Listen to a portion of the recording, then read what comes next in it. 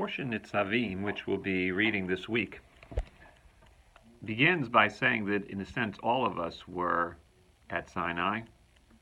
Whether or not we were there in reality, in spirit at least, we were present, and as a result of our presence, we're obligated to the terms of the covenant.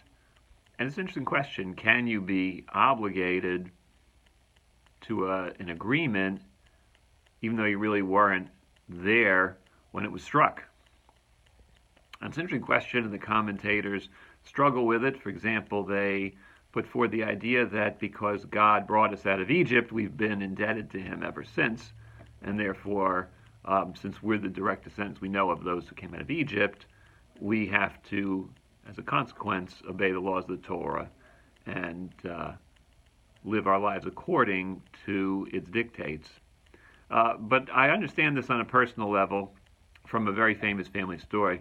My late uncle Jack Goldberg was in a terrible car accident many years ago, and while he was in the hospital, his wife, my late Aunt Ruth Goldberg, prayed to God, and she said, if he'll recover, I promise to, be more strictly Shomer Shabbat. Well, my uncle did recover, and lo and behold, he wasn't aware that he was suddenly on the hook to be a little more punctilious than in the past regarding the observance of Shabbat. But much to his credit, he felt himself to be obligated by my aunt's vow on his behalf, even though he wasn't really there.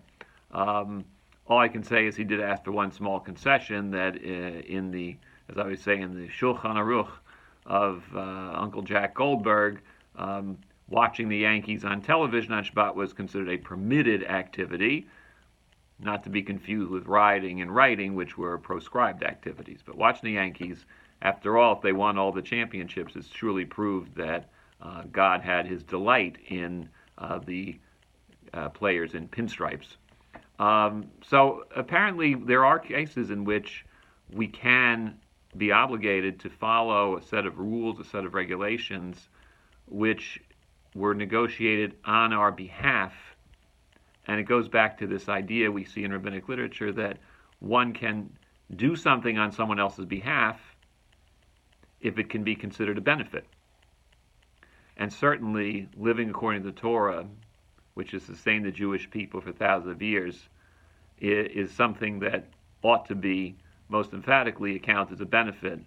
And certainly they should feel free to sign me up for that with or without my presence. This is Rabbi Scott Hoffman, and with wishes for a sweet and healthy new year, this is a Torah Minute.